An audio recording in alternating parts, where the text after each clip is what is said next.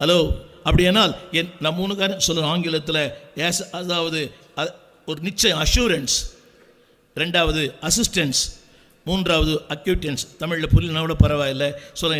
அவர் எனக்கு செய்ய விரும்புகிற காரியங்கள். இந்த புதிய மாதத்தில் யார் எனக்கு செய்கிறாங்களோ கர்த்தர் செய்வார். சொல்லுங்கள், எனக்கு செய்வார், என் பிள்ளைகளுக்கு செய்வார், என் குடும்பத்துக்கு செய்வார், எதிர்காலத்துக்கு செய்வார், செய்யக்கூடாதவளையும் செய்வார். எது சாத்தியமில்லையோ சாத்தியமாக்குவார், இது அசாத்தியமோ அதை சாத்தியமாக்குவார், எது கூடாதது கூட செய்வார். கரங்களை உயர்த்தி ஒருவேளை எனக்கு எல்லாம் விரோதமாக இருக்கலாம். நான் ஒரு வார்த்தை சொல்ல நம்புகிறேன். என்ன பாருங்கள், எல்லாரும் பொதுவாக நாம் உண்மைகளை, அதாவது இப்படி சொன்னாலும் புரியும். நம்மளோட வாழ்க்கையில் பல காரியங்கள் உண்மை. இப்போது ஐயாவுக்கு பலவீனம், இப்போ எங்களுக்கு நிறைய பலவீனம் இருக்குது. பலவீனம் மத்தியில் தான் ஊழியம் பண்ணுறோம். ஆனால் இந்த உண்மைகளை பொய்யாக்கும் வல்லமை இந்த சத்தியத்துக்கு உண்டு. இப்படி சொன்னாலும் புரியும். மெடிக்கல் ரிப்போர்ட் சொல்லுது 400 500 என்னது சொத்தா, புது அவங்களுக்கு ஹை கொலஸ்ட்ரால் எல்லாம் இருக்குது. மெடிக்கல் டிபார்ட்மெண்ட்டுக்கெல்லாம் இருக்கிறீங்க, அது உண்மை. ஆனால் அந்த உண்மைகளை பொய்யாக்கும் வல்லமை சத்தியத்துக்கு உண்டு. சொல்லுங்கள், ஃபேக்ட்ஸ் வேறு, ட்ரூத் வேறு. சொல்லுங்கள், உண்மைகள் வேறு, சத்தியம் வேறு. உங்களுக்கு புரியல நினைக்கிறேன். 30 வருஷமாக பெதஸ்தாரும் குலத்தில் ஒருத்தர் இருந்தான். அவன் சொன்னதெல்லாம் உண்மை. உண்மையா பொய்யா? எத்தனை ஆண்டுகால உண்மை அது? சொல்வதெல்லாம் உண்மை. அவன் தான் சொன்னான். அதை புரியவே இல்லை. அவன் சொன்ன அத்தனையும் உண்மை.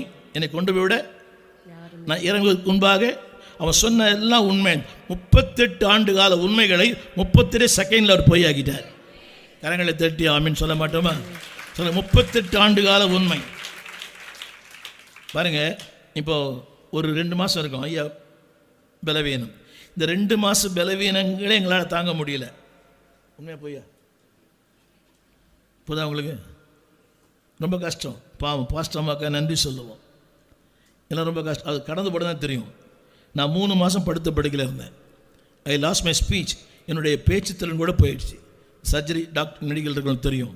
எனக்கு 2 மணி அனஸ்தீசியா கொடுத்துட்டாங்க. எனக்கு காலை 5 மணிக்கு எனக்கு சர்ஜரி அப்போலோ மருத்துவமனையில். அதுக்கு பிறகு அப்போ இருந்த ஒரு ஏடிஎம்கே மினிஸ்டருக்கு ஹார்ட் அட்டாக். ஸோ அவர் அட்டன் பண்ணாங்க. அவர் அட்டன் பண்ணி முடிக்கிறது சாயங்காலம் 5 மணி ஆச்சு. திரும்ப 5 மணிக்கு எனக்கு இன்னும் அனஸ்தீசியா கொடுத்தாங்க. இந்த 2 முறை கொடுத்ததுனால என்னுடைய குரல் வளை நொறுங்கி போச்சு. அப்படியே எனக்கு சர்ஜரி உள்ளே போயிட்டேன், ஆப்ரேஷன் தியேட்டரில் போயிட்டேன்.